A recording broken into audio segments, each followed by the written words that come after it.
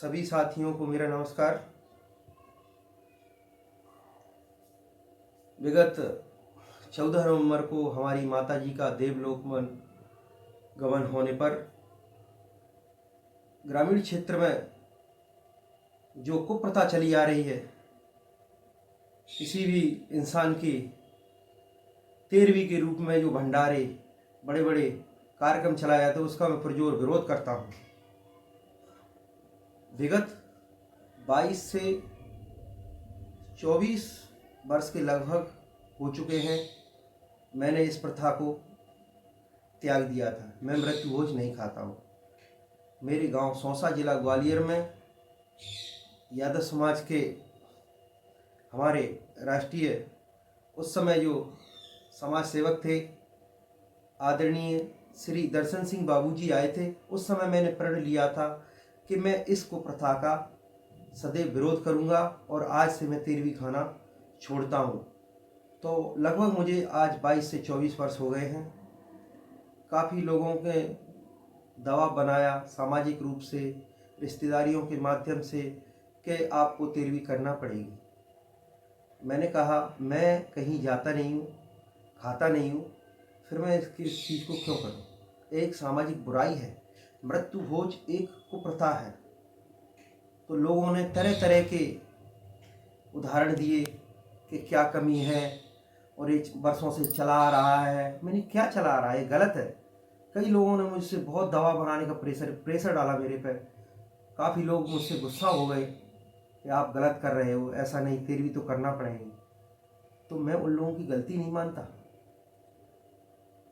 सच्चाई क्या है कि उस सामाजिक रूप से सामाजिक खोखली मानसिकता है, उसका ढांचा उड़े हुए हैं और उन्हें जो चला आ रहा है उसी को आगे बढ़ाने का करना है, लेकिन ये गलत है। हमारे समाज में सती प्रथा भी बोले चली आ रही है, उसका कोई कहीं उल्लेख नहीं था किसी शास्त्र में। राजा राजमोहन राय ने पुरजोर लड़ाई लड़ी, उनकी भाभी को जबरदस्ती उठा करके आग में रख दिया गया था। तब से उनके दिमाग में एक बात घर कर गई थी कि ये गलत है। तत्कालीन वायसराय लॉर्ड विलियम बेंटिंग ने 1828 में एक कानून बनाकर इस प्रथा को प्रतिबंधित कर दिया था। अंग्रेज भी इस प्रथा को एकदम से बंद नहीं कर सके थे, बहुत बाद में किया था, क्योंकि वो जानते थे विद्रोह हो सकता है। इसी प्रकार हम अपने गांव में, कस्बों में कई प्रकार के कार्यक्रम पहले कर चुके हैं मृत्यु भोज बंद करने के लिए, लेकिन जो नेता प्रवृत्ति के लोग होते हैं वो इसमें असहमति जता देते हैं। उसका कारण यह है, वो सोचते हैं कि ज़्यादातर लोग सोच रहे हैं कि मृत्यु भोज होना चाहिए। यदि मृत्यु भोज बंद होता है तो उनकी वोट बैंक घटती है। मैंने कहा वोट बैंक घटती है तो घट जाए, लेकिन इस प्रथा को समाप्त करने का प्रयास मेरा जारी रहेगा। और मैंने अपनी माताजी के स्वर्गवास के उपरांत होने वाले 13वीं भोज का बहिष्कार कर केवल बहुत नीचे आकर के जो ब्राह्मण भोज होता है उसको स्वीकार किया। और किया, हम सनातनी हैं। किसी भी ग्रंथ में, किसी भी शास्त्र में, किसी भी पुराण में मृत्यु भोज का उल्लेख नहीं है। केवल ये हमारी खोखली मानसिकता को दर्शाता है।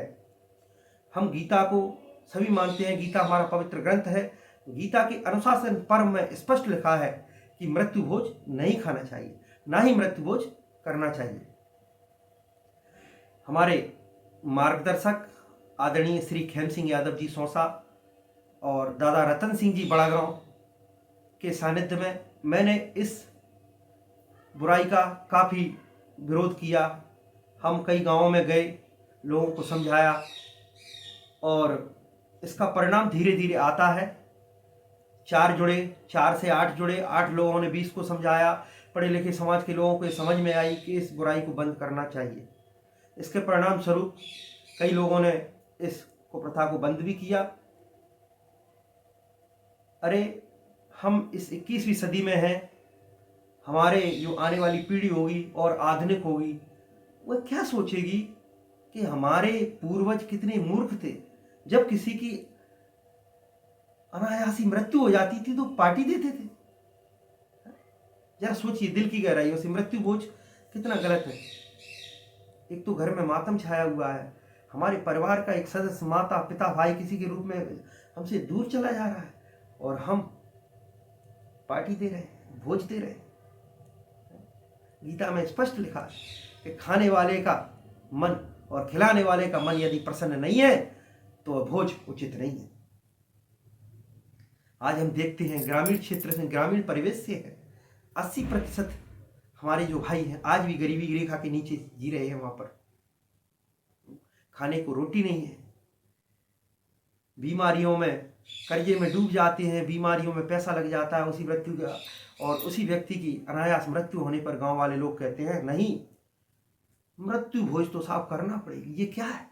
4-4, 5-5 हजार लोगों के खाना कर रहे हो तुम, जश्न मना रहे हो, अगले की छाती पूछो क्या हो रहा है।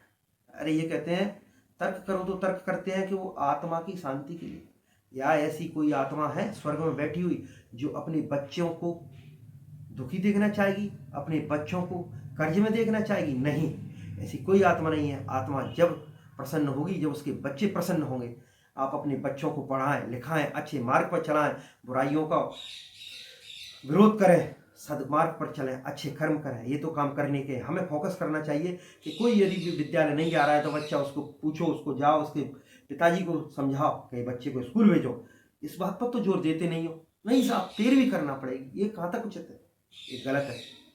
मैं इस चीज़ का पुरजोर विरोध करता हूँ और हमारी जो लड़ाई है वह जारी रहेगी। आप सभी लोगों से हाथ जोड़ के निवेदन है, ऐसी कुप्रथा को समाप्त करने के लिए आगे आएं और हमारा सहयोग करें। धन्यवाद।